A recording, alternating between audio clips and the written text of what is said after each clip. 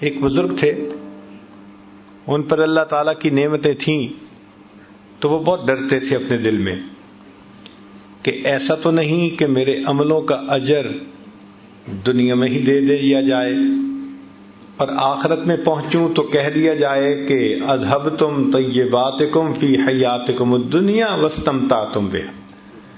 تو جب نعمت ملتی وہ بڑا ڈرتے، جب نعمت ملتی بڑا گھبراتے، حتیٰ کہ دعا کرتے اللہ مجھے اور نہیں چاہیے دنیا میں، اور نہیں چاہیے۔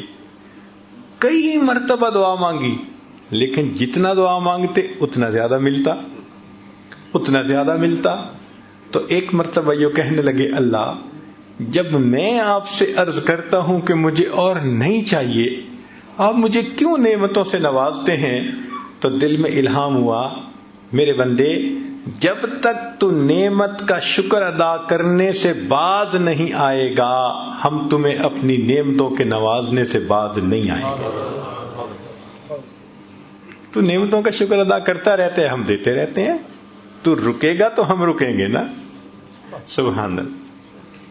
تو یہ تو رسی ہمارے ہاتھ میں اللہ نے پکڑا دی، شکر ادا کرو، دیکھو نعمتیں کیسے بارش کی طرح تمہارے اوپر آتی ہیں۔ تو اللہ تعالی کی نعمتوں کا شکر ادا کرنا۔ دوسری بات فرمائی کہ بلا کی زینت صبر کرنے میں ہے۔ انسان کے اوپر مختلف حالات آتے ہیں، یہ زندگی خوشی اور غم سے مل کر بنی ہے، ایک ہی کام سب کو کرنا ہے، یعنی جینا ہے اور مرنا ہے۔ رہ گئی بات رنج و راحت کی، یہ فقط وقت کا گزرنا ہے۔ تو رنج و راحت یہ چلتا ہے زندگی بھر، کبھی یہ حال ہے کبھی وہ حال ہے۔ تو انسان کے اوپر اگر غم کا حال آ جائے، بلا آ جائے، تو بے صبری نہیں کرنی چاہیے، اس لیے کہ بے صبری کرنے سے وہ بلا ٹلتی تو ہے نہیں، جو ثواب ملنا ہوتا ہے بندہ اس ثواب سے بھی محروم کر دیا جاتا ہے۔ تو بلا کی زینت صبر کرنے میں ہے۔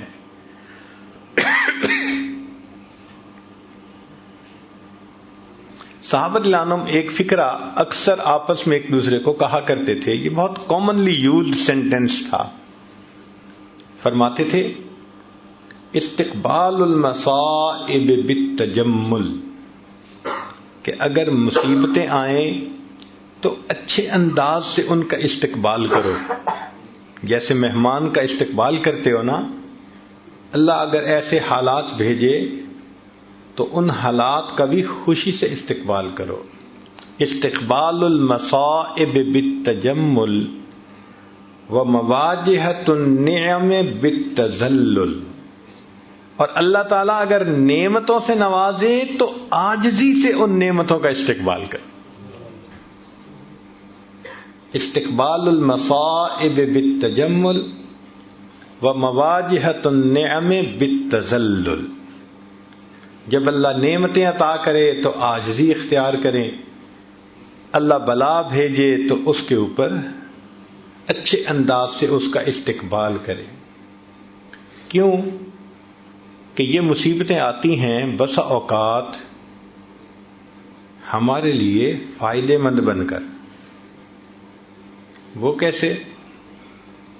کہ انسان غافل ہو جاتا ہے، بھول جاتا ہے اپنے پروردگار کو، اللہ کے در سے دور چلا جاتا ہے، اور اللہ رب العزت نہیں چاہتے کہ میرے بندے مجھ سے دور جائیں، تو اللہ تعالیٰ پھر اس کی طرف پریشانیاں بھیجتے ہیں، مصیبتیں بھیجتے ہیں۔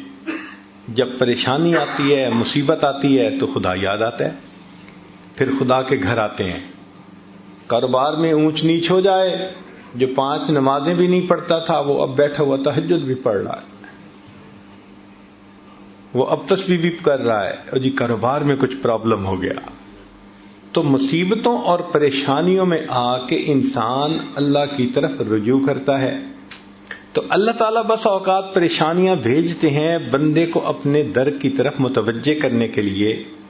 پاک ہے وہ پروردگار، ذرا توجہ سے بات سنیے گا، پاک ہے وہ پروردگار جو اپنے غافل بندوں کو پریشانیوں کی رسیوں میں جکڑ جکڑ کر اپنے در کی طرف واپس کھینچ رہا ہوتا ہے۔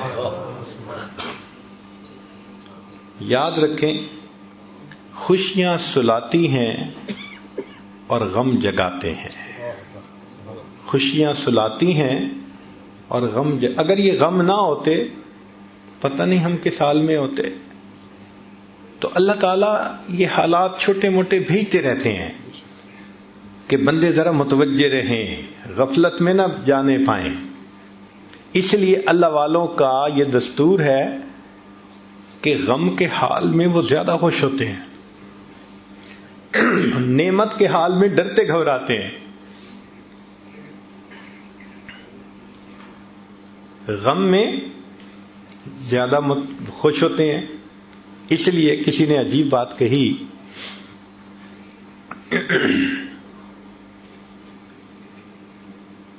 کہ سکھ دکھاں تو دیواں وار، دکھاں آن ملائم یار۔ میں ان سکھوں کو دکھوں پہ قربان کر دوں، ان دکھوں نے مجھے میرے یار سے ملا دیا۔ اچھا، یہ بھی ہو سکتا ہے کہ آپ نے یہ بلائیں مصیبتیں خود مانگی ہوں۔ آپ حیران ہوں گے کہ بلائیں مصیبتیں تو کوئی نہیں مانگتا، ہو سکتا ہے ہم نے مانگی ہوں۔ وہ کیسے؟ متوجہ ہو ذرا۔ ہم نے دعا مانگی، اللہ قیامت کے دن اپنے حبیب صلی اللہ علیہ وسلم کے ہاتھوں حوض کوثر کا جام عطا فرما دینا، اور اللہ نے دعا قبول کر لی، مگر عمل تو ایسے ہیں نہیں۔ دعا قبول ہو گئی تو کیسے ملے گا وہ جام؟ تو پھر اللہ تعالیٰ ایسے بندے کی طرف کچھ چھوٹی پریشانیاں، کچھ مصیبتیں، کچھ حالات بھیج دیتے ہیں۔ اگر وہ بندہ ان حالات پہ صبر کرتا ہے، اس کو بہانہ بنا کر اللہ اس کو یہ نعمت عطا فرما دیتے ہیں۔ آپ نے دیکھا ہوگا کہ بچہ جب اپنے آپ کو گندا کر لیتا ہے تو ماں اس کو پھر دھوتی ہے، نہلاتی ہے۔ اب بچے کی رونے کی آوازیں آ رہی ہیں تو آپ پوچھیں بچہ کیوں رو رہا ہے؟ اس کی ماں کدھر ہے؟ جی ماں پاس ہی تو ہے۔ تو اس کو چپ کیوں نہیں کروا رہی؟ جو ماں ہی تو رلا رہی ہے۔ تو وہ کہے گا ماں تو بچے کو نہیں رلاتی۔ تو جواب ملے گا جی بچہ گندا ہو گیا تھا، وہ اس کو دھو کے اس کو محبت کی وجہ سے گندا نہیں دیکھ سکتی، وہ اس کو دھو کے صاف ستھرا کر کے سینے سے لگانا چاہتی ہے۔ اللہ تعالیٰ بھی اپنے بندوں کو گناہوں کی نجاست میں لچھڑا نہیں دیکھ سکتے۔ جب بندے ایسے کر بیٹھتے ہیں، فرمایا ما اصابکم من مصیبت فبما کسبت ایدیکم، ہاتھوں کی کمائی ہوتی ہے تو ہم پھر مصیبتیں بھیج کے میرے بندوں تمہیں پاک صاف کر لیتے ہیں تاکہ ہماری رحمت سے تمہیں حصہ نصیب ہو سکے۔ نعمت کی زینت شکر کے ادا کرنے میں اور بلا کی زینت صبر کرنے میں ہے۔ اور تیسری بات فرمائی کہ محسن کی زینت احسان کو نہ جتلانے میں ہے۔ اگر ہمیں کسی کے ساتھ بھلائی کرنے کا اللہ موقع عطا فرما دے تو ہمیں چاہیے کہ جتلائیں نہ۔ کیوں؟ نیکی کر دریا میں ڈال۔ اگر جتلا دیا تو وہ نیکی کا بدلہ مل گیا۔ فرمایا لا تبطلوا صدقاتکم بالمن والاذی، تم اگر صدقات بھی دیتے ہو تو ان کو احسان چڑھا کے ضائع مت کرو۔ ہمارے مشائخ دائیں ہاتھ سے اس طرح نیکی کرتے تھے کہ بائیں ہاتھ کو پتہ نہیں چلا کرتا تھا، اور آج ہمارا بالکل وہی حال ہے۔ ہم دائیں ہاتھ سے اس طرح گناہ کرتے ہیں کہ بائیں ہاتھ کو پتہ نہیں چلنے دیتے۔ تو جس طرح ہم گناہوں کو چھپا لیتے ہیں، ہمارے مشائخ نیکیاں کر کے ان کو اس طرح چھپا لیا کرتے تھے۔ امام اعظم ابو حنیفہ رحمۃ اللہ علیہ گرمی کے موسم میں سخت دھوپ کے اندر کھڑے ہیں، پسینہ آ رہا ہے. ایک واقف کار وہاں سے گزرا، اس نے کہا حضرت چل چلاتی دھوپ ہے، پسینہ آ رہا ہے اور آپ دھوپ میں کھڑے ہیں، یہ دیوار کے سائے میں آ جاتے، چھاؤں میں آ جاتے. تو حضرت نے فرمایا کہ نہیں، میں چھاؤں میں کھڑا نہیں ہوں گا. اس نے پوچھا کیوں؟ فرمایا کہ صاحب خانہ نے مجھ سے قرضہ لیا ہوا تھا اور آج اس نے واپس کرنے کے لیے مجھے بلایا تھا. میں نے دروازہ کھٹکھٹایا ہے، دھوپ میں اس لیے کھڑا ہوں کہ اس قرضے کے بدلے اس کی دیوار کے سائے کا بھی فائدہ نہیں اٹھانا چاہتا، یہ بھی نہ سود بن جائے. چنانچہ سلف صالحین اگر کسی کا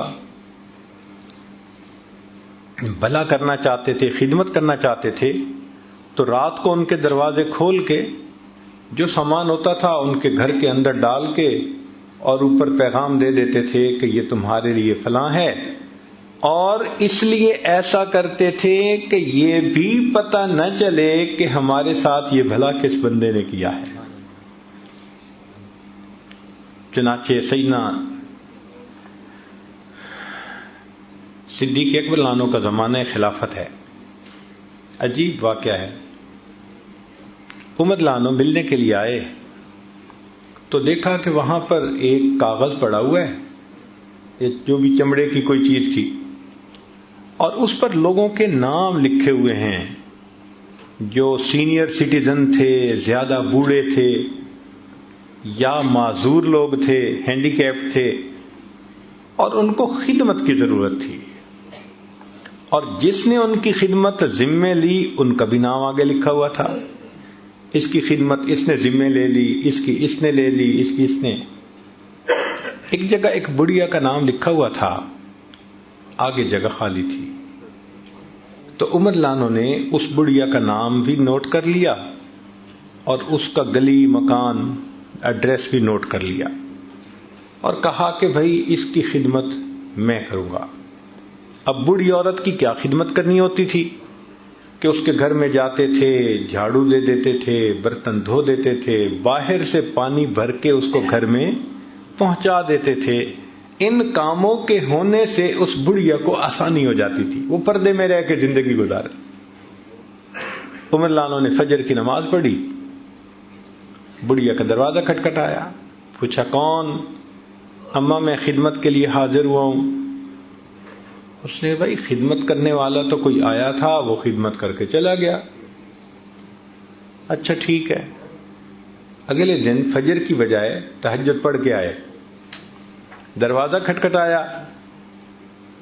اس نے پوچھا کون؟ اماں خدمت کرنے کے لیے آئے. بھائی خدمت کرنے والا تو آیا تھا، کر کے چلا گیا.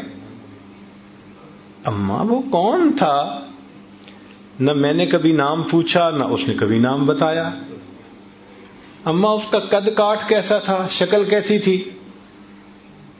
بھائی وہ جب آتا تھا تو دروازے سے کہتا ہے پردہ کر لو، میں کمرے میں چلی جاتی ہوں. وہ سارے کام کر کے جاتے ہوئے بتا دیتا ہے جی پردہ ختم ہو گیا، دروازہ بند کر کے چلا جاتا ہے. آج تک میں نے اس کی شکل بھی نہیں دیکھی.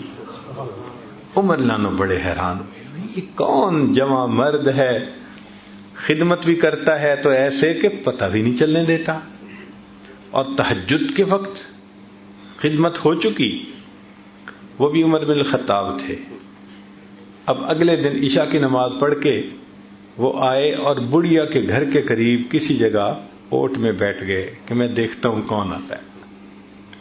فرماتے ہیں کہ جب رات گہری ہو گئی، پن ڈراپ سائلنس، ہاتھ بھی بندے کو نہیں دکھائی دیتا تھا، اتنا اندھیرا ہو گیا. اس وقت میں نے دیکھا کہ ایک آدمی آہستہ آہستہ چلتا ہوا اس بڑھیا کے گھر کے دروازے کے قریب پہنچ رہا ہے. تو میں اٹھا اور میں نے پوچھا من انتا، تو کون ہے؟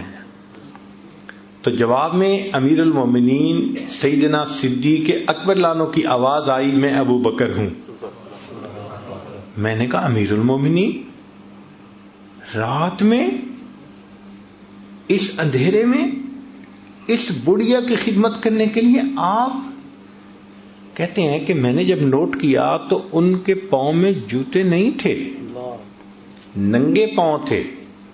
تو میں نے پوچھا کہ امیر المومنین آپ کے پاس جوتے ہیں نہیں یا آپ گھر اتار کے آئے؟